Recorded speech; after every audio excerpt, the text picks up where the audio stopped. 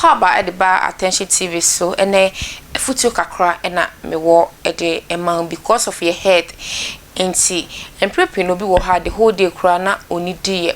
de bia bo se o start se obabedi aduane nya to wo ye mana oyem eye wo ya advice am de be ma o head ne se ensate nyina e wo wiase no enye pe but o kakra wo kita no sorry anopa pe bibi kakra na fato wo yem se bi mpo na se onidi the whole day e bia wakọ adwuma ba na se wo ba bedidi a mesre wa apomuden ti eye na wanum so kakra na abie host na akeka atale ni nyina se ne ankwankofa problem bia bro because yankote ahan no ane de be sika because kote bibi bra na se bibi entimi anko sebia na koye bibia ebo ho enti hwa wapom ye na pray ahode pa ema ho enem afutu sem ene asemwe na medi eja efa yapomuden eho eye moamodoba ba ko pe radio and TV presenter edoba ena masan agi makonya kese wa attention TV so amenem eba be pense nsemu ene asembe na etwegu wo attention TV so eye yan Reverend Obofour ene onwa ne ba obofourba Andy entemu ho ene back and front we the man nyonko na we the man nyonko hey obofourba no abe je ne papa ye Reverend Osu Reverend Obofour ho na Obofour na nkasa papa na nkasa e de aba na o de abema ne ba ne seye pam na ne ba na e de na ekoso wo man Ghana alai Ghana yo mo de ya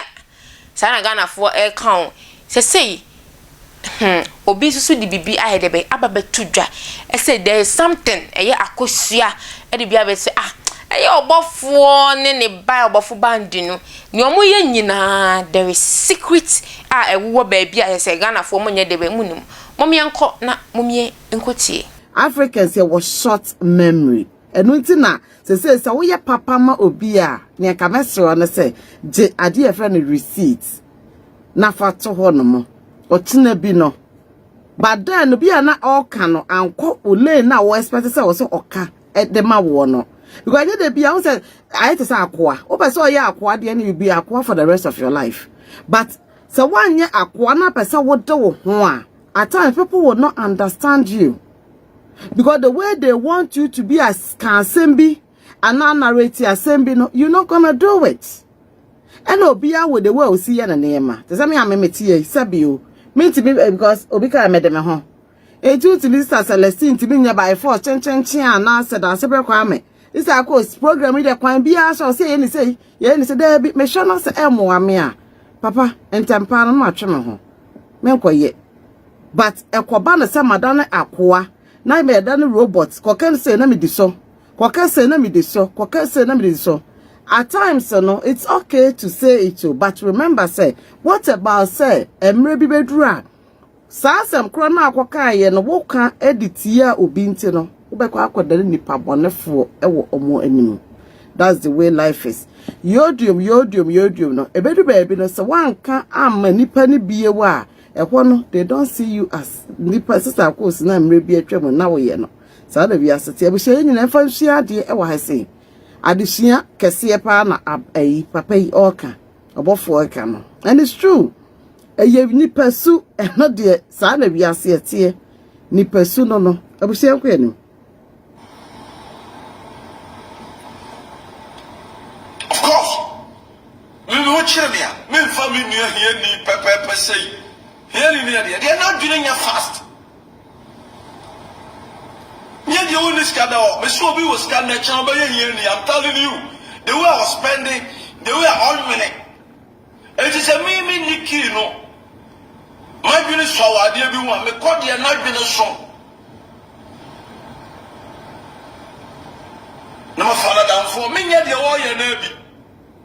but the movie, if you are not getting you have ideas, I don't say no. And I say physically, make obetini a system in Mobi na dia go ebibi. Na me no me elu sa asem si na police be chia ya. Ye me elu eni de edi ko be eli ho. Agro be de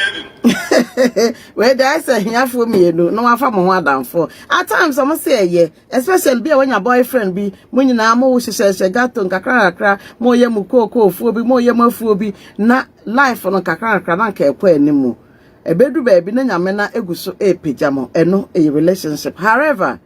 but ekodru ba bi se bia mo nyina mo the same level. Won say Obofour hey kakra no it's got advantage and disadvantage e wo hanom say obi wo a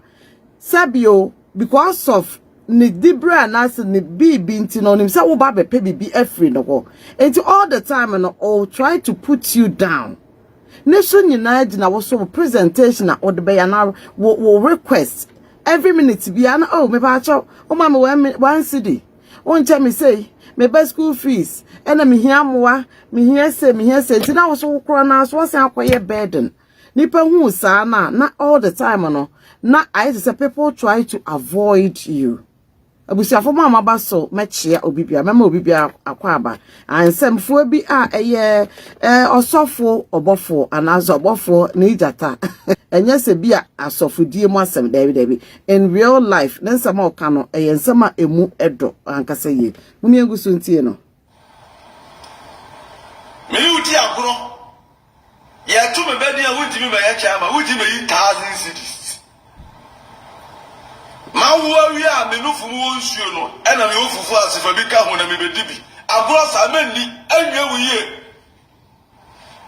o mo nyina wo konsen kuro budi agro a da bia mo kodane dua da bia yese wa paka se me yiwa no wo ta ni wuti panso mo nyina mu gun konsen kurum edi agro a da bia fa mo himfie da bia mo kokot. That will lead you for you to become poor, and poverty will bath you. It will become your head. It will become everything that you don't believe. My addition, Miss Makwaba, Ediba, Attention TV. So, Mwa Masuma, Mukotie, Echa, Eguye, Dabio, Reverend Obofour, and any banner. And ye be a Ghana for say, Mimisa will say, and ye mean a Natilio, Ghana for say, Ghana, Eyamudia, and because Akala nim penny, and penny soon ye debe, any Akala. Into Ghana for some say, Ghana Yamodiana, because near Cosun and ye fine. Or penny dink a collab no friend with 24. Now Colasso ya na papa so ye de be udi a chure, respect be anya de bay, any monte say, nature guno, Akosia and Ababeka, I may who near cost between Sancophony me and send say, Neomo cradian the two Janets acquire something which is there. Inti a Ghana for ye, Masumam. Madame Master Mo Jane Bre, na Moshe mo attention TV. So Macramon that's a me sign any more dimpunim.